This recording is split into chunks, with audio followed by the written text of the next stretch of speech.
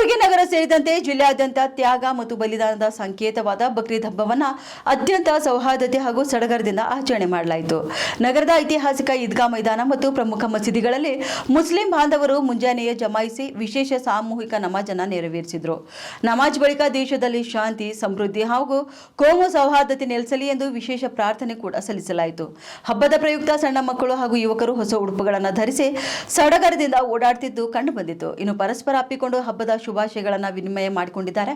ಹಬ್ಬದ ಸಂದರ್ಭದಲ್ಲಿ ನಗರಗಳಲ್ಲಿ ಯಾವುದೇ ಅಹಿತಕರ ಘಟನೆಗಳು ನಡೆಯದಂತೆ ಪ್ರಮುಖ ರಸ್ತೆಗಳು ಮತ್ತು ಸೂಕ್ಷ್ಮ ಪ್ರದೇಶಗಳಲ್ಲಿ ಬಿಗಿ ಪೊಲೀಸ್ ಬಂದೋಬಸ್ತ್ ನಿಯೋಜಿಸಿ ಬಿಗಿಯಾದ ಭದ್ರತೆ ಕೂಡ ಕೈಗೊಳ್ಳಲಾಗಿತ್ತು.